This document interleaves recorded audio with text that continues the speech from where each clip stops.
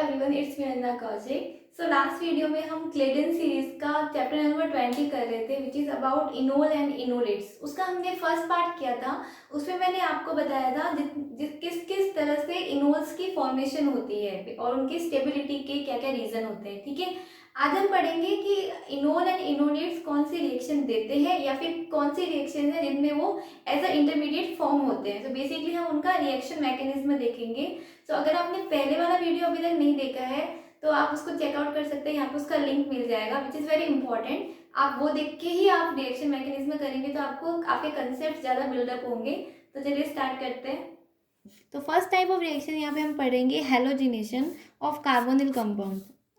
मतलब carbonyl compounds पे अगर हमें हैलोजन का एडिशन करना हो, वो भी कहाँ पे कि मान लो आपका कार्बोनिल है, उसके अल्फा पोजीशन पे आपको हैलोजिनेशन करना हो, तो उस कंडीशन में इंटरमीडिएट जो फॉर्म होता है वो बेसिकली इनोल्स फॉर्म होते हैं। और ये किस कंडीशन में हो सकता है? एसिडिक मीडियम में भी हो सकता है या फिर ये बेसिक मीडियम में भी हो सकता है। हम दोनों मीडियम्स में इनको इस रिएक्शन को राइट डाउन करके देखते हैं कि कैसे होगा। मान लो कि मैंने एसिडिक मीडियम लिया है, दिस इज़ माय कार्बोनिल, और यहाँ पे अगर मैंने यहाँ पे मुझे Br2 का एडिशन करना है और मैंने एसिडिक सॉल्यूशन लिया है। ठीक है, तो अब इस कंडीशन में क्या होगा? जैसे कि मैंने आपको पहले भी बताया था कि एसिडिक कंडीशन में जब हम एडिशन करवाते हैं तो कैसे होता है, जब इनोल फॉर्मेशन होती है तो इसका किस तरह से होता है कि बैक साइड से हाइड्रोजन यहाँ से रिमूव होते हुए और ये कुछ इस तरह से एडिशन होता है। लास्ट वीडियो में मैंने आपको ये रिएक्शन एक्सप्लेन करी थी। तो यहाँ पे क्या होगा, अब नाउ इनोल फॉर्मेशन हो जाएगी। यहाँ पे OH, यहाँ पे ऑक्सीजन पे क्या है, लोन पे, और यहाँ पे ये आ गया डबल बॉन्ड, तो दिस इज अ इनोल। अब क्या होगा, अब हमारा इलेक्ट्रोफाइल आया Br2, तो ये कहाँ पे क्या होगा, कार्बन से इसका एडिशन होगा। क्यों होगा? मैंने आपको पहले भी बताया था कि क्यों होगा। यहाँ पे ऑक्सीजन और कार्बन दो सेंटर्स है, तो कार्बन पे क्यों हो रहा है? क्योंकि Br2 कैसा न्यूक्लियर इलेक्ट्रोफाइल है, सॉफ्ट इलेक्ट्रोफाइल है। जितने भी सॉफ्ट इलेक्ट्रोफाइल होते हैं वो कार्बन पे एडिशन करेंगे। सो यहाँ से Br रिमूव हो जाएगा और अब यहाँ पे हमें क्या मिलेगा, ऑक्सीजन पे पॉजिटिव H और यहाँ पे आ गया Br, और ये फर्दर क्या हो जाएगा, आपके कार्बोनिल के एडजेसेंट अल्फा पोजीशन पे ब्रोमीन का एडिशन हो गया। तो ये सिंपल हैलोजिनेशन रिएक्शन थी एसिडिक मीडियम में। एसिडिक मीडियम में बहुत इजी था। तो अब जरूरी नहीं है कि आपको एसिडिक मीडियम लेने के लिए आपको स्ट्रॉन्ग एसिड्स लेने पड़े। आप क्या, हम इसके लिए क्या यूज़ कर सकते हैं, Lewis acid. Basically Lewis acids बहुत अच्छा इसमें यूज़ आते हैं। लुइस एसिड लाइक AlCl3 हुआ, तो ये क्या करते हैं, ये बहुत इजीली कैटलाइज करते हैं इस हैलोजिनेशन रिएक्शन को। It's very important. जैसे कि मान लो कि ये मेरा कंपाउंड है एंड मुझे यहाँ पे इसका हैलोजिनेशन करना है। कहाँ पे करना है? इस पोजीशन पे करना है, इस अल्फा पोजीशन पे करना है। तो नाउ अगर मैं यहाँ पे Br2 के साथ में AlCl3 लेती हूँ, ठीक है, तो इस कंडीशन में क्या होगा कि ये इसको 100% इसका प्रोडक्ट फॉर्म करेगा। जैसे मैंने आपको लास्ट वीडियो में क्या बताया था कि इनोल्स इतने कम फॉर्म क्यों होते हैं, क्योंकि इनोल्स काफ़ी लो परसेंट में होते हैं। मतलब मान लो अगर मैं नॉर्मल एसिडिक सॉल्यूशन ले रही हूँ, एसिडिक कैटालाइसिस करवा रही हूँ, तो उस कंडीशन में क्या हो रहा था कि अगर मेरा 100% मैंने लिया था कार्बोनिल कंपाउंड, तो उससे जो प्रोडक्ट फॉर्मेशन हो रहा था वो कोई 1% या 2% समथिंग ही हो रहा था। तो इस प्रोडक्टिविटी को बढ़ाने के लिए लुइस एसिड्स बहुत अच्छे यूज़ होते हैं। अगर AlCl3 का मैं यूज़ करती हूँ तो ये प्रोडक्ट मुझे 100% मिलता है। तो इसलिए ये रिएक्शन क्या हुई, काफ़ी ज़्यादा यूज़फुल हुई। अब देखो, अगर मैं इसका रिएक्शन मैकेनिज्म अगर अपन देखें, ठीक है, तो अभी जो अपन ने रिएक्शन की उसमें क्या हो रहा था कि पहले हाइड्रोजन का रिमूवल हो रहा था और वो कार्बोनिल अटैक कर रहा था किस पे, आपके एसिड पार्ट पे, ठीक है।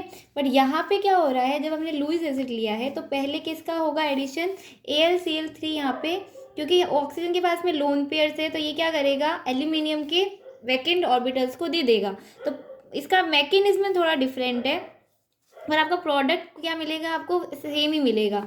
तो यहाँ पे क्या हुआ, लोन पेयर्स ने यहाँ पे गए पॉजिटिव चार्ज आया AlCl3, उसके बाद में आपका जो अल्फा पोजीशन का हाइड्रोजन है ये यहाँ पे इसका रिमूवल होगा, ठीक है। अब देखो आपको और उसके बाद में फर्दर इलेक्ट्रोफाइल आके नॉर्मल प्रोसीड्यूर से रिएक्शन होगी, ये तो आपको समझ में आ गया। अब क्वेश्चन ये होता है कि ओनली अल्फा पोजीशन वाला हाइड्रोजन ही क्यों क्यों क्योंकि यहाँ पे किसकी फॉर्मेशन हुई है, इनोल की फॉर्मेशन हुई है। और इनोल्स में मैंने आपको बताया था कि जो इनोल्स में जो अल्फा पोजीशन का जो हाइड्रोजन होता है वही बहुत ज़्यादा रिएक्टिव होता है इलेक्ट्रोफाइलिक अटैक के लिए। तो जो भी इलेक्ट्रोफाइल आता है वो इस अल्फा पोजीशन ही बहुत ज़्यादा एसिडिक हाइड्रोजन होता है, so it can easily remove. इनॉल formation के लिए ये हाइड्रोजन ये सबसे ज़्यादा बेस्ट होता है, ठीक है। तो इसलिए इस रिएक्शन मैकेनिज्म का मेन पार्ट क्या आता है कि यहाँ पे इनॉल फॉर्मेशन होगी, इनॉल फॉर्मेशन के थ्रू ये रिएक्शन कंप्लीट होती है।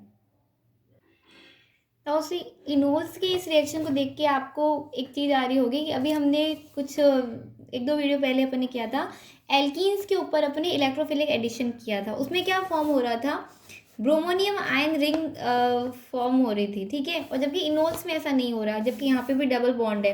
तो व्हाट्स द रीज़न कि यहाँ पे एडजेसेंट क्या है, ऑक्सीजन है जो क्या दे देगा, लोन पेयर्स दे देगा, तो इट विल डीलोकेलाइज। इसलिए यहाँ पे क्या फॉर्म होता है, इनोल्स में सीधी रिएक्शन आपको मिलती है और आपका प्रोडक्ट कुछ इस तरह से होता है। जबकि एल्कीन्स में क्या होता है, एडजेसेंट कार्बन पे ऑक्सीजन प्रेजेंट नहीं है, इसलिए वो डीलोकेलाइजेशन हो नहीं पाता है। सिंपल सिर्फ डबल बॉन्ड के साथ में क्या होती है, बॉन्डिंग होती है। और इस कंडीशन में यहाँ पे क्या बनता है, ब्रोमोनियम आयन बनता है। तो इस तरह से कंपेयर करके आपको क्या होगा, क्लियर होंगे आपके कॉन्सेप्ट कि हाँ एल्कीन में ये प्रोसेस क्यों हुआ था और इनोल में ये प्रोसेस क्यों हुआ था। Now if we come to the next, bromination of acid. मान लो हमें एसिड का ब्रोमोनेशन करना है, उस कंडीशन में हम क्या करेंगे, अभी हमने कार्बोनिल्स पे तो कर लिया, एसिड्स पे क्या करेंगे। तो एसिड में क्या होता है, मैंने अभी आपको लास्ट वीडियो में बताया था कि जो एसिड्स होते हैं वो इनोल फॉर्मेशन इतनी इजीली नहीं करते हैं। क्यों नहीं करते, क्योंकि उनमें क्या हो जाता है, आपका एसिड में क्या हो जाता है, एसिड में कार्बोक्सिलेट आयन बन जाता है विच इज़ मोर स्टेबल, और इसकी वजह से क्या होता है, इनोल फॉर्मेशन फॉर्म नहीं हो पाती। तो इस कंडीशन में हम क्या करते हैं, हम पहले एसिड कार्बोनिल जो हमारे एसिड्स होते हैं उसको हम किस में कन्वर्ट करते हैं, एसाइल क्लोराइड में। और एसाइल क्लोराइड में कन्वर्ट करने के लिए हम किसका यूज़ करेंगे, ये मैंने आपको पहले बताया हुआ है, हम यहाँ पे किसका यूज़ करेंगे, SOCl2 का यूज़ करेंगे। ये रिएक्शन मैं आपको नहीं करवा रही क्योंकि मैंने आपको इसको पहले ही एक्सप्लेन कर दिया है, ठीक है, हमारे क्लियर कॉन्सेप्ट से। तो यहाँ पे एसिल क्लोराइड का यूज़ करते ही ये क्या हो जाएगा, SOCl2 को यूज़ करते ही ये एसिल क्लोराइड में कन्वर्ट हो जाएगा, ठीक है। अब क्योंकि मैंने आपको लास्ट में बताया था कि एसिल क्लोराइड यहाँ पे क्या है, इलेक्ट्रोनेगेटिव ग्रुप लगा हुआ है, इलेक्ट्रॉन विड्रॉइंग है ये। तो इस कंडीशन में क्या हो जाएगा कि यहाँ पे इनोल फॉर्मेशन इजीली पॉसिबल हो जाएगी। अगर आपको इनोल फॉर्मेशन की कंडीशंस पता है तो अपन इजीली कर सकते हैं कि क्या क्या है। तो यहाँ पे क्या फॉर्म हो गया, हमारा इनोल फॉर्म हो गया। इनोल के फॉर्म होते ही क्यों हो गया ये, क्योंकि ये इलेक्ट्रॉन विड्रॉइंग है, ये विड्रॉ करेगा तो यहाँ पे एडजेसेंट जो अल्फा हाइड्रोजन है ये क्या हो जाएगा, लूजली बाउंडेड हो जाएगा, एसिडिक हो जाएगा, और यहाँ पे इनोल की फॉर्मेशन होगी। इनोल फॉर्मेशन होते ही नॉर्मली हम जैसे Br2 का एडिशन अभी हमने किया था, वैसे यहाँ पे क्या हो जाएगा, Br2 का हेलोजिनेशन अकर हो जाएगा, ठीक है, इस तरह से हुआ। Now see what happen if I react this product with MEOH with the alcohol methanol। अगर मैं इसको मेथनॉल के साथ में रिएक्ट करूँगी तो क्या होगा, तो क्या होगा यहाँ पे, what is the methanol, methanol is a hard electrophile. So hard electrophile कहाँ पे रिएक्ट करेगा, कार्बोनिल पे के कार्बन पे रिएक्ट करेगा, कैसे, MEOH यहाँ पे कुछ इस तरह से रिएक्ट करेगा, ठीक है। बेसिकली अगर आप ध्यान से इन कॉन्सेप्ट्स को समझोगे ना, एक मिनट, तो यहाँ पे क्या आएगा, ऑक्सीजन पे नेगेटिव चार्ज एंड यहाँ पे क्लोरीन इज देयर, और यहाँ पे ऐड हो गया OMeNH, ठीक है। उसके बाद में एज अ बेस यहाँ से हाइड्रोजन का रिमूवल होगा, और ये हाइड्रोजन के रिमूवल के बाद में क्या होगा, ये नेगेटिव चार्ज यहाँ आएगा और हेलोजन विल रिमूव। और जब आप इसका प्रोडक्ट देखोगे तो यहाँ पे क्या बचा, OMe with the carbonyl and Br, so it's the bromo ester form, the product is a bromo ester. अगर आप ध्यान से देखोगे अभी तक के सब कॉन्सेप्ट्स को मिला के, तो सबसे इम्पॉर्टेंट चीज़ है कि आपको इलेक्ट्रोफाइल और न्यूक्लियोफाइल का आइडेंटिफिकेशन आना चाहिए कि which is the electrophile, hard and soft, और वो कहाँ पे अटैक करेगा। तो इसलिए आप स्टार्टिंग कंसेप्ट्स को क्लियर करे बिना इन वीडियोस पे जंप ना करना। सीधा जंप करोगे ना तो आपको ही लॉस है, क्योंकि अगर आपका कॉन्सेप्ट क्लियर है तो आपको एक एक बात समझ आएगी, आपको क्लियर होगा कि हाँ इसने यहीं पे अटैक क्यों किया है ना। तो आपको पहले वो प्रीवियस वीडियोस भी करने हैं। Now just have a look to this reaction. अगर आपने ये रिएजेंट देखा होगा तो आपको रिमेंबर आएगा कि ट्राइफिनाइल फॉस्फेट हमने कहाँ पे यूज़ किया था, विटिंग रिएजेंट्स में, विटिंग रिएक्शन में यूज़ किया था। ठीक है, तो अगर वहाँ पे मैंने आपको बताया था कि ट्राइफिनाइल फॉस्फीन क्या होता है, बेसिकली एक सॉफ्ट इलेक्ट्रोफाइल होता है। This is a soft electrophile. तो अभी इतनी देर से मैं पिछले 2 वीडियोस में आपको एक ही चीज़ एक्सप्लेन कर रही हूँ कि अगर हम सॉफ्ट इलेक्ट्रोफाइल यूज़ करेंगे तो कहाँ पे अटैक होगा, to the carbon, not to the oxygen basically. ठीक है, तो यहाँ पे कहाँ पे अटैक होगा, बेसिकली ये नॉर्मल PPH3 अटैक करेगा टू दिस कार्बन, और यहाँ से ब्रोमीन का क्या हो जाएगा, रिमूवल हो जाएगा, PPH3 plus and this will be the product. तो बेसिकली आपको ये क्लियर होना चाहिए सॉफ्ट एंड हार्ड न्यूक्लियोफाइल्स का कॉन्सेप्ट। अब ये तो हमने बात की हमारे एसिड कैटालाइज हेलोजिनेशन की। ठीक है, अब हम बात करते हैं बेस कैटालाइज हेलोजिनेशन। मैंने आपको बोला था ना दोनों ही कंडीशन में हो सकता है। तो देखो, जब हम बेस की प्रेजेंस में हेलोजिनेशन करवाते हैं तो उस कंडीशन में क्या होता है कि ये रिएक्शन थोड़ी अनकंट्रोलेबल होती है, अपन इसको स्टॉप नहीं कर सकते, इट्स कांट बी स्टॉप। तो इस कंडीशन में क्या होता है, आपको एक सिंगल प्रोडक्ट नहीं मिलता, वो फर्दर रिएक्शन कंटिन्यू रहती है। Now see the mechanism. तो बेस कैटालाइज में आपको पता ही है कि बेस कैटालाइज क्या होगा, एसिड के जस्ट अपोजिट होगा। यहाँ पे बेस बैक साइड से अटैक करता हुआ इस हाइड्रोजन को रिमूवल कर देगा। ठीक है, और डायरेक्ट क्या फॉर्म हो जाएगा, आपका इनोल फॉर्म हो जाएगा। अब जैसे हमारा इलेक्ट्रोफाइल आया तो ये नेगेटिव चार्ज यहाँ पे आ जाएगा और यहाँ पे हेलोजिनेशन अकर हो जाएगा। बट डिफरेंस क्या है कि हेलोजिनेशन के साथ में ही यहाँ पे आपका एक न्यूक्लियोफाइल क्रिएट हो रहा है Br नेगेटिव।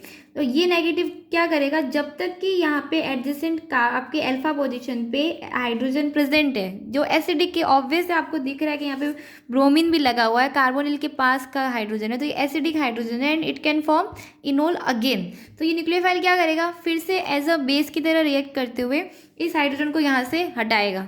हटाते ही सेम प्रोसेस होगा, फिर से आपका इलेक्ट्रोफाइल आएगा तो यहाँ पे क्या हो गया, डाई सब्स्टिट्यूएंट आ गया। बट स्टिल इस कार्बन की वैलेंसी पे यहाँ पे अभी एक हाइड्रोजन प्रेजेंट है। तो ये रिएक्शन तब तक कंटिन्यू होगी जब तक आपको कितना मिल जाए, ट्राई सब्स्टिट्यूटेड हेलोजिनेट प्रोडक्ट आपको मिल नहीं जाता। इसके बाद में जब आपका बेस आता है, इसके बाद में जब आपका बेस आएगा तब वो क्या करेगा, वो कार्बोनिल पे अटैक करेगा, क्योंकि हाइड्रोजन तो प्रेजेंट ही नहीं है। कार्बोनिल पे अटैक करने के बाद में जो आपका आयन फॉर्म होगा उसमें जो अब लिविंग ग्रुप होगा वो क्या होगा, CBr3 होगा। क्यों होगा, क्योंकि इसकी it's a better leaving group compare to the OH। क्योंकि ये मैंने आपको लिविंग ग्रुप्स पढ़ाए थे तो मैंने आपको क्लियर किया था कि ये OH के कंपेयर में क्या होता है, अच्छा लिविंग ग्रुप होता है। एज अ लिविंग ग्रुप देखिए इसका साइज भी लार्ज है, सो ये इजीली रिमूव हो जाएगा। और यहाँ पे उसके बाद में आप नॉर्मल कोई भी बेस यूज़ करके क्या फॉर्म कर सकते हो, एसिड फॉर्म कर सकते हो। तो देखो बेस कैटालाइज रिएक्शन जब हम लेके चले तो हमें क्या मिला, कार्बोनिल से सीधा क्या, अगर हम इसको कंप्लीट करवाएंगे तो हमें एसिड मिला, या फिर हमें क्या मिला, ट्राई सब्स्टिट्यूटेड हेलोजिनेशन रिएक्शन हमारी टोटली फॉर्म हुई। तो इस टाइप की रिएक्शन कहाँ पे यूज़ होती है कि ये CHBr3 की जगह अगर मैंने आयोडीन लिया होता तो CHI3 यानी कि आइडो फॉर्म होता। तो अगर आपको आइडो फॉर्म की फॉर्मेशन रिएक्शन का यूज़ पूछा जाए तो ये आइडो फॉर्म की फॉर्मेशन रिएक्शन एक तरह से कंसिडर की जाती है। Now come to the next type of reaction. Halogenation के जैसे ही नाइट्रोसेशन भी इनोल्स पे फॉर्म हो सकता है और बेसिकली इसका प्रोडक्ट क्या हमें मिलता है, डाई कीटोन्स मिलता है। कुछ नहीं है, आपका Na2 लिया है मैंने, इस बार नाइट्रोसेशन करना है और एसिडिक सॉल्यूशन लिया है एसिड कैटालाइज से। तो एसिड कैटालाइज है तो ऑब्वियस है कि पहले एसिड यहाँ पे क्या करेगा, इनॉल की फॉर्मेशन करेगा। इनॉल यहाँ पे फॉर्म हुआ OH और यहाँ पे डबल बॉन्ड, ठीक है। अब आपका इलेक्ट्रोफाइल क्या है, तो आपको ये पता होना चाहिए कि NaNO2 के थ्रू आपका इलेक्ट्रोफाइल क्या बनेगा, N ट्रिपल बॉन्ड O। कैसे बना कि यहाँ पे ये एसिडिक सॉल्यूशन है, एसिडिक सॉल्यूशन में क्या हो गया, NO2 कन्वर्ट हुआ यहाँ पे OH में, और उसके बाद में फर्दर आपका और एसिडिक सॉल्यूशन आया तो यहाँ पे H2O हुआ और ये रिमूव हो गया और यहाँ पे क्या आ गया, ट्रिपल बॉन्ड आ गया। तो this will be the your electrophile. अब इलेक्ट्रोफाइल का कैसे एडिशन होगा, मैंने आपको पहले ही बताया था कि ये बेसिकली जनरली इलेक्ट्रोफाइल कहाँ पे एडिशन करेंगे, जितने भी सॉफ्ट इलेक्ट्रोफाइल्स है वो कार्बन पे अटैक करेंगे। तो यहाँ पे इस डबल बॉन्ड के थ्रू इस कार्बन से यहाँ पे अटैक होगा और यहाँ पे क्या, यहाँ पे ये लोन पेयर के इलेक्ट्रॉन यहाँ पे आ गए, ठीक है। ओनली जब हार्ड इलेक्ट्रोफाइल लेते हैं वो ही यहाँ पे ऑक्सीजन पे अटैक करते हैं, ठीक है। यहाँ पे आया पॉजिटिव चार्ज और यहाँ पे N double bond O form हो गया which is not so stable. तो ये क्या करेगा, यहाँ पे इसके एडजेसेंट जो हाइड्रोजन है वो यहाँ से रिमूव होके और इस नाइट्रोजन के साथ में यहाँ पे बॉन्डिंग कर लेगा ऑक्सीजन के पास में। बॉन्डिंग के बाद में हमारा प्रोडक्ट क्या बन रहा है, यहाँ पे double bond N single bond OH form हुआ और यहाँ पे हमारा कीटोन है। अब देखो यहाँ पे आपको दिख रहा है ये हाइड्रोजन कैसा है, बेसिकली इंटरमीडिएट की तरह है। तो ये क्या करेगा, दो ऑक्सीजन के बीच में प्रेजेंट है तो यहाँ पे क्या कर लेगा, ये हाइड्रोजन बॉन्डिंग कर लेगा। हाइड्रोजन बॉन्डिंग के बाद में जब मैं इसका बेसिकली नॉर्मली हाइड्रोलाइसिस करवाऊंगी, ये हमने पहले भी किया हुआ है, हाइड्रोलाइसिस करवाते ही ये किस में कन्वर्ट हो गया, डाई कीटोन में। तो बेसिकली हमने जितनी भी दोनों टाइप की रिएक्शन देखी तो इसमें आपका हमारा कंक्लूजन क्या निकलता है, कंक्लूजन ये निकलता है कि जितने आपको basically hard and soft electrophile को ही याद में रखना है कि अगर आपका हार्ड इलेक्ट्रोफाइल है तो वो कहाँ पे रिएक्ट करेगा, ऑक्सीजन पे, और अगर आपका सॉफ्ट है तो फिर वो कहाँ पे करेगा, कार्बन पे। और जनरली नॉर्मली हेलोजिनेशन रिएक्शन और नाइट्रोसेशन रिएक्शन में दोनों में कहाँ पे कर रहा है, एज अ कार्बन पे अटैक कर रहा है।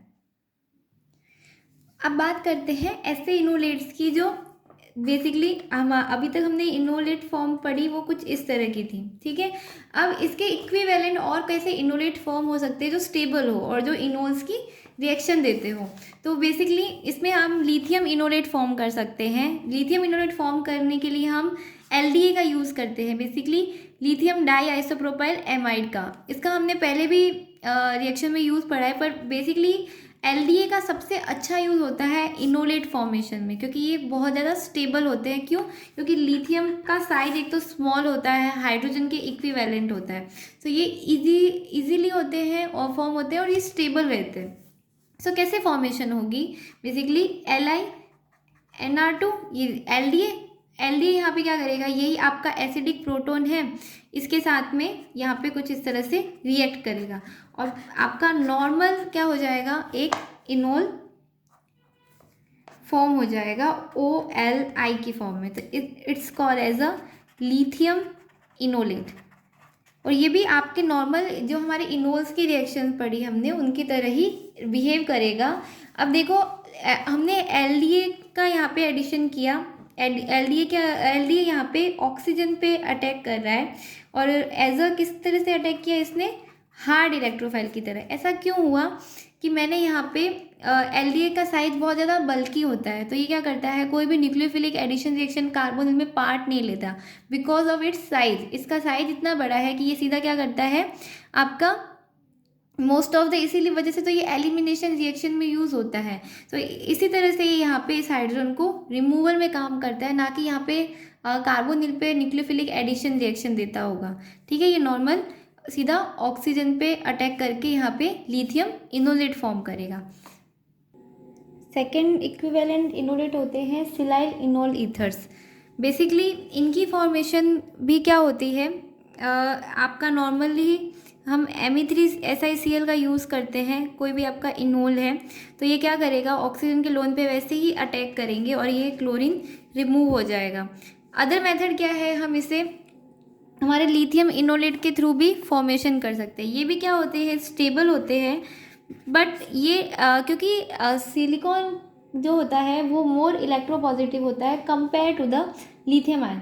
तो इसकी वजह से क्या होता है, लिथियम का जो हमारे लिथियम इनोलेट फॉर्म हुआ है वो compare to this silyl enol ether ज़्यादा रिएक्टिव होता है। ठीक है, क्यों? बिकॉज इसकी सिलिकॉन की क्या होती है, इलेक्ट्रोपॉजिटिविटी ज़्यादा होती है। ठीक है, अब एक रिएक्शन देखते हैं। ये तो हमने इक्विवेलेंट इनोलेट्स पढ़े, अब एक रिएक्शन देखते हैं। देखो यहाँ पे मैंने अपना नॉर्मल कार्बोनिल लिया हुआ है। आपको बेसिक मीडियम में डाईमिथाइल सल्फोनियम ऑक्साइड की प्रेजेंट में करना है रिएक्शन। तो ये तो रिएक्शन आपको सिमिलर आपको नॉलेज होगी, जो मैंने आपको पहले भी करवाई थी। ए प्रोटिक सॉल्वेंट लिया है मैंने, इसलिए यहाँ पे क्या होगा, नॉर्मली हमारा इनोलेट आयन फॉर्म हो जाएगा। हो गया फॉर्मेशन। इसके बाद में जो हमारा सेकंड ग्रुप है, इसमें हमारा क्या होगा, देखो O M E basically O M E positive and B F four negative है। तो यहाँ पे क्या हो रहा है हमारा, इट्स अ इलेक्ट्रोफाइल, और यहाँ पे एम ई का रिमूवल हो गया। तो हमारा जो प्रोडक्ट बन रहा है वो किस तरह से बन रहा है, देखना, एक बात ध्यान से देखना कि यहाँ पे अटैक कहाँ से हुआ है, ऑक्सीजन के थ्रू हुआ है, क्योंकि यहाँ पे बेसिकली सारा नेगेटिव चार्ज कहाँ है, इस ऑक्सीजन पे है। क्यों? क्योंकि ये ए प्रोटिक सॉल्वेंट था, यहाँ पे OH फॉर्मेशन नहीं हुई। इस DMSO का यही यूज़ है।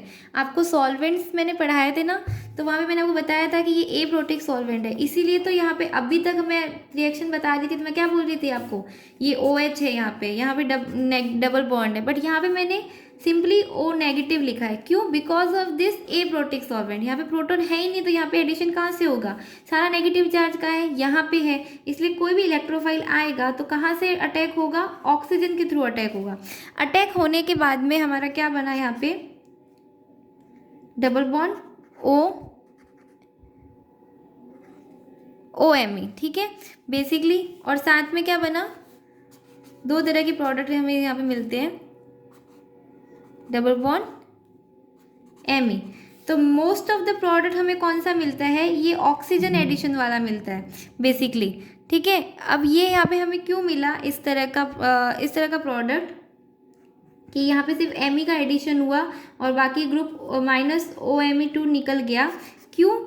क्योंकि यहाँ पे हमने सॉल्वेंट कैसा लिया, DMSO लिया, इसलिए लगभग 70% हमें प्रोडक्ट यही मिलता है, मेजर प्रोडक्ट। अभी तक हम क्या सोच रहे थे, जितने भी इलेक्ट्रोफाइल है वो कहाँ अटैक करेंगे, इस डबल बॉन्ड के थ्रू अटैक करेंगे, बट यहाँ पे ये रिएक्शन में डिफरेंट हो गया बिकॉज ऑफ दिस सॉल्वेंट। तो इसलिए ये रिएक्शन काफ़ी ज़्यादा इम्पॉर्टेंट है। अब देखो, जैसे ही रिएक्शन चेंज हुई तो जो हमारा जो हमें फॉर्मेशन में मिलता है बेसिकली, उसमें मेजर प्रोडक्ट ही टोटली डिफरेंट हो गया। और इस प्रोडक्ट को हम क्या कहते हैं, बेसिकली इनोल ईथर। तो इनोल ईथर की फॉर्मेशन रिएक्शन थी ये। अभी तक जो हमने किया उसमें इनोल ईथर फॉर्म नहीं हो रहा था, हमें नॉर्मली कार्बोनिल पे ही हमारा इलेक्ट्रोफाइल का अटैक हो रहा था, ब्रोमिनेशन हुआ या फिर नाइट्रोसेशन हुआ, सब में यही हो रहा था। बट अब हमें क्या मिला, यहाँ पे इनोल ईथर्स मिला, वेरी इंपॉर्टेंट रिएक्शन। अब हम बात करते हैं ये इनोल ईथर किस तरह से फर्दर अलग अलग टाइप की रिएक्शंस दे सकता है। तो अब हम करते हैं इनोल ईथर की रिएक्शंस। तो इनोल ईथर्स की रिएक्शन में फर्स्ट टाइप ऑफ रिएक्शन है हाइड्रोलाइसिस रिएक्शन। बेसिकली अगर मैं आपको रिमेंबर होगा, जब हमने नॉर्मल ईथर्स पढ़े थे तो हमने कहा था कि they are much stable compare to the alcohol, और इनका हाइड्रोलाइसिस इतना इजी नहीं होता है। तो हम यहाँ पे क्या यूज़ करते थे, HI यूज़ करते थे बेसिकली, और वो यहाँ पे क्या करता था, OMe पे हाइड्रोजन ऐड हो जाता था और उसके बाद में आयोडीन आके यहाँ से MEI को रिमूव करता था और हमें क्या मिलता था, हमारा एल्कोहल मिलता था। ये हाइड्रोलाइसिस रिएक्शन हमने ईथर्स की पढ़ी हुई है। ठीक है, बट इनोल ईथर्स में क्या होता है, they are not so much stable compare to normal ethers. तो ये क्या होते हैं, थोड़े अनस्टेबल होते हैं, इसलिए इनका हाइड्रोलाइसिस बहुत इजी होता है। आप नॉर्मल एसिडिक मीडियम में भी क्या कर सकते हैं, इनका हाइड्रोलाइसिस करके आपका नॉर्मल इनोल फॉर्म कर सकते हैं। तो इनका हाइड्रोलाइसिस कंपेयर टू द आपके जो ईथर का हाइड्रोलाइसिस है उसके कंपेयर बहुत इजीली हो जाता है। Now if you see the hydrolysis mechanism, तो बेसिकली क्या होगा, हमारा एसिडिक सॉल्यूशन था, तो क्या होगा, ईथर के जो हमारे लोन पेयर के इलेक्ट्रॉन्स है वो क्या करेंगे, डीलोकलाइज होंगे और यहाँ पे क्या हो जाएगा, डबल बॉन्ड पे एच हाइड्रोजन का एडिशन हो जाएगा। ठीक है, तो ये क्या हो गया, ये कन्वर्ट हो गया नॉर्मल एल्कीन में। और उसके बाद में ऑक्सीजन, अब देखो, अब जो हमारा न्यूक्लियोफाइल आएगा वो क्या करेगा, बेसिकली बिलो द प्लेन, जैसे हमने न्यूक्लियोफिलिक सब्स्टिट्यूशन रिएक्शंस में किया था SN2 रिएक्शन, उस तरह से रिएक्ट करते हुए OMe को as a leaving group remove कर देगा। जबकि नॉर्मली ईथर्स में क्या, हम जब HI का एडिशन करवाते हैं तो वहाँ पे क्या होता है, HI यहाँ पे आयोडीन आके इस Me को लेके जाता है, पर ये रिएक्शन यहाँ पे फॉलो नहीं होंगे। क्यों? क्योंकि they are much reactive as a nucleophilic substitution reaction, ये अनस्टेबल होते हैं वैसे भी, तो ये क्या करेंगे, SN2 रिएक्शन पाथवे से चलेंगे और यहाँ पे किस तरह से फॉर्मेशन देंगे कि यहाँ पे ये जो हमारा न्यूक्लियोफिलिक रिएक्शन सब न्यूक्लियोफाइल आया वो यहाँ पे अटैक कर देगा और ये डबल बॉन्ड के इलेक्ट्रॉन फिर से ऑक्सीजन पे चले जाएंगे, तो यहाँ पे OMe आ गया। ठीक है, अब देखो, मान लो कि हमारा न्यूक्लियोफाइल क्या है, अगर हमने वाटर सॉल्यूशन लिया है तो पूरा ही, तो वहाँ पे हमारा न्यूक्लियोफाइल भी क्या होगा, एज अ वाटर ही होगा, और यहाँ पे X की जगह यहाँ पे क्या अटैच होगा, OH2।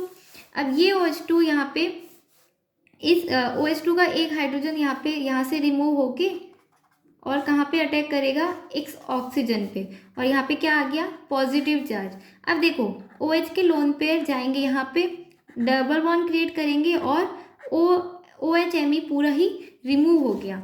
अब हमें जो प्रोडक्ट मिला वो मिला तो कीटोन, बट किस पाथवे से मिला, आपको ये याद रखना होगा कि इसमें नॉर्मल ईथर्स की तरह HI की तरह रिएक्शन नहीं हो रही। इनोल्स ईथर में बिलो द प्लेन नॉर्मल आपका जो SN2 मैकेनिज्म होता था ना, उसके सिमिलर रिएक्शन हो रही है। OMe का रिमूवल कब हो रहा है, जब हमने पूरा कैसा लिया है, वाटर सॉल्वेंट लिया है। ठीक है, इसी तरह की अगर एक और रिएक्शन की बात करें कि मान लो मेरा इस तरह का साइक्लिक ईथर है, ठीक है, साइक्लिक ईथर इनोल है। ठीक है, तो यहाँ पे क्या होगा, मैंने एज ए मेरा न्यूक्लियोफाइल यहाँ पे मैंने क्या लिया है, ROH, मुझे यहाँ पे ROH का एडिशन करना है। मैंने एसिडिक सॉल्यूशन लिया है, तो सिमिलरली यहाँ पे क्या होगा, पहले तो सेम पाथवे से यहाँ पे हाइड्रोजन का एडिशन हो जाएगा, उसके बाद में हमारा जो RO negative as a nucleophile है वो कहाँ पे अटैक करेगा, इस ऑक्सीजन के एडजेसेंट कार्बन पे बिलो द प्लेन। ठीक है, इसने अटैक किया और ये क्या होगा, ये डबल बॉन्ड के इलेक्ट्रॉन वापस से इस ऑक्सीजन पे जाके इसको न्यूट्रलाइज कर देंगे और हमारा नॉर्मल प्रोडक्ट क्या मिलेगा, RO यहाँ पे ऑक्सीजन के पास में ऐड हो जाएगा। This is the product known as the tetrahydropyrans. Basically आपने पायरेंस पढ़े होंगे। पायरेंस क्या होते हैं, साइक्लिक डाइइनोल एथर्स ही होते हैं बेसिकली, जैसे कि कुछ इस तरह के होते हैं,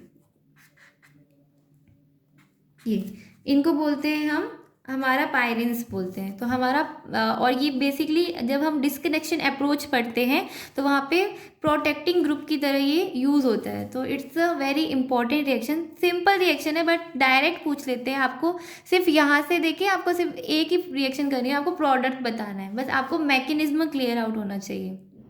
last type of enol ether की रिएक्शन है जब हम किससे करेंगे, हेलोजन या सल्फर इलेक्ट्रोफाइल। हमारा इलेक्ट्रोफाइल हमने क्या कर दिया, सल्फर या हेलोजन्स लिए। तो ये अगर मैं हमारा सिलाइल इनोल ईथर लेती हूँ तो ये मच मोर रिएक्टिव होता है। क्यों होता है इनोल ईथर्स, अगर हेलोजन आपका इलेक्ट्रोफाइल है, क्यों, क्योंकि यहाँ पे ऑक्सीजन के जो लोन पेयर्स है वो क्या करेंगे, डीलोकलाइज हो जाएंगे और इजीली यहाँ पे इलेक्ट्रोफिलिक एडिशन रिएक्शन दे देंगे। तो जो आपका प्रोडक्ट मिलेगा वो आपको काफ़ी ज़्यादा अच्छे परसेंट में मिलेगा। तो और रिएक्शन तो आपको पता ही है कैसे होगी, डबल बॉन्ड यहाँ पे फॉर्म हुआ और यहाँ पे जैसे हमने पढ़ी है वैसे ही सेम ये इसका रिमूवल हो गया। अब देखो जो यहाँ से ये X नेगेटिव रिमूव हुआ है, ये क्या करेगा, क्योंकि Me3 ऐसा ही लार्ज ग्रुप है, इसको अटैक करके और यहाँ पे सीधा इसका रिमूवल कर देगा। ठीक है, फर्दर यहाँ पे रिएक्शन तभी करेगा, बेसिकली जो आपका बेस होता है ना वो वही देखता है कि कौन इजीली रिमूव होगा। अपना मीनिंग आपको देखना होता है ना कि आप कौन जो इजी टारगेट्स होते हैं हम उसी को टारगेट करते हैं ना, इजी कॉन्सेप्ट होते हैं उन्हीं को इजीली पहले पढ़ते हैं। तो वही चीज़ है, बेस भी क्या करेगा, जो इजी टारगेट है उसको फाइंड आउट करेगा। तो इजी टारगेट यहाँ पे हाइड्रोजन ना होके क्या है, ये लार्ज ग्रुप है, तो यहाँ से इसका इजीली रिमूवल कर देगा। ठीक है, अब 2 रिएक्शन करते हैं। मान लो ये आपका स्टार्टिंग रिएक्टेंट है, ठीक है, आपको पहले एडिशन करना है एलडीए का। ठीक है, जब मैं अभी आपको बताया था कि एलडीए की रिएक्शन पे यहाँ पे क्या फॉर्म होगा, OLI, basically lithium ether form होगा, यहाँ पे OLI फॉर्म हो गया। उसके बाद में नाउ सी, सॉरी, ठीक है, अब Me3SiCl, तो मैंने आपको क्या बोला था, यहाँ पे क्या बनेगा, सिलाइल इनोल ईथर्स फॉर्म हो जाएगा, R≡OSiMe3। ठीक है, अब आपको Br2 का एडिशन करना है। तो देखो Br2 का एडिशन मैंने आपको बताया था कि कैसे होगा Br2 का एडिशन। यहाँ पे Br2 कहाँ पे अटैक करेगा, इस डबल बॉन्ड के साथ में अटैक करेगा और यहाँ पे Br का रिमूवल हो जाएगा। और ये Br अभी जो हमने रिएक्शन ऊपर पढ़ी वैसे ही क्या करेगा, Me3Si को रिमूव कर देगा। तो आपका जो प्रोडक्ट आएगा वो क्या आएगा, Br एंड यहाँ पे डबल बॉन्ड O। समझे, मैंने 3 रिएक्शन आपको करवाई थी, एलडीए वाली भी, सेकेंड Me3SiCl वाली भी, और जो सेकेंड अभी मैंने आपको इलेक्ट्रोफाइल वाली बताई जो हेलोजन के साथ में था, वो सेम इसी पाथवे से Br2 का एडिशन हो गया और ये हमारा प्रोडक्ट है। तो ये हमारा मिल गया प्रोडक्ट। तो इसी तरह से तो आपको क्वेश्चन पूछते हैं, सेम एग्जैक्टली ये आपको दे देता है और आपको प्रोडक्ट पूछ लेता है कि कहाँ पे होगा। आपको सिर्फ इतना ध्यान रखना है कि जो एलडीए जो प्रोटॉन रिमूवल करेगा तो वो कहाँ से करेगा, लेस हिंडर साइड से करेगा। ये चेन कितनी भी लंबी हो, जहाँ पे हिंडरनेस कम होगी वहीं से ये अटैक करेगा। क्यों, क्योंकि ये ऑलरेडी ये लार्ज ग्रुप है, इसको इतनी जगह थोड़ी है कि ये यहाँ पे एल्किल से अटैक करेगा। फर्स्ट स्टेप अगर आपका क्लियर है ना, अगर आपको प्रोडक्ट आपको ऐसे दे दिया, मान लो double bond O and like Br, तो ये तो गलत हो जाएगा। क्यों, क्योंकि ये पूरा लार्ज ग्रुप है। आपका फर्स्ट जो हाइड्रोजन रिमूवल है वही आपको याद रखना है कि इनोल कहाँ पे फॉर्म होगा, लेस हिंडर पोजीशन पे फॉर्म होगा। ठीक है, नेक्स्ट इज यहाँ पे देखो, आपको पहले ही आपको क्या करना है, सिलाइल इनोल ईथर की फॉर्मेशन करनी है। आपको बेसिक सॉल्यूशन दिया है तो आपका यहाँ पे नॉर्मल ईथर फॉर्म हो जाएगा, R डबल बॉन्ड OSiMe3 और ये आपका हाइड्रोजन। ठीक है, अब आपको यहाँ पे क्या है, आपका इलेक्ट्रोफाइल सल्फर है, देखो ClSPH। ठीक है, अब ये आपका इलेक्ट्रोफाइल है, तो यहाँ पे क्या होगा, जैसे हमने पढ़ा वैसे ही सिंपली मोस्ट रिएक्टिव होता है। क्यों, because of this lone pair. तो यहाँ पे आपका एडिशन हो जाएगा और जो हमें प्रोडक्ट किस तरह का मिलेगा, R ये डबल बॉन्ड OSiMe3। ठीक है, और यहाँ पे SPH। ठीक है, या ओके। फर्दर अब जो हमारा क्लोरीन यहाँ से रिमूव हुआ वो कहाँ पे अटैक करेगा, मैंने अभी आपको बताया कि ये रिमूव्ड हेलोजन कहाँ पे अटैक करेगा, इस लार्ज ग्रुप के पास में। ये तो एज अ बेस रिएक्ट करेगा ना, यहाँ से इसने यहाँ पे अटैक किया और आपका प्रोडक्ट क्या आया, SPH and like double bond O। तो बेसिकली आपने क्या समझा कि अगर आपका SiMe3 लगा हुआ है उसके बाद में आपका जो बेस रिमूव हो रहा है तो तब तो वो किसको लेके जाएगा, इस लार्ज ग्रुप को लेके जाएगा। प्रोटॉन अवेलेबल है तो फिर बेस कैटालाइसिस में क्या होगा, कंटिन्यू आपको डाई ट्राई सब्स्टिट्यूटेड हेलोजिनेशन देखने को मिलेगा। ठीक है, और मोस्ट ऑफ द इलेक्ट्रोफाइल कहाँ पे अटैक करेंगे, डबल बॉन्ड के कार्बन पे अटैक करेंगे। ओनली ऑक्सीजन पे अटैक कब करेगा, जब आपका इलेक्ट्रोफाइल कैसा हो, हार्ड इलेक्ट्रोफाइल हो। एलडीए कहाँ से करेगा, जहाँ पे लेस हिंडरनेस हो। सो बेसिकली मैंने आपको सभी कॉन्सेप्ट इसके क्लियर करवा दिए हैं। आपके अगर पहले के कॉन्सेप्ट क्लियर है ना स्टार्टिंग वाले चैप्टर्स के, तो आपको ये बहुत इजी लगा होगा। अब इस चैप्टर के कुछ क्वेश्चन से 5-6 क्वेश्चंस मैं लूँगी जो अच्छी रिएक्शन मैकेनिज्म के होंगे, उनको हम नेक्स्ट वीडियो में करेंगे और फिर हम इस चैप्टर को कंप्लीट कर देंगे। So if you like the video then please like share and comment and subscribe my channel. Thank you for watching.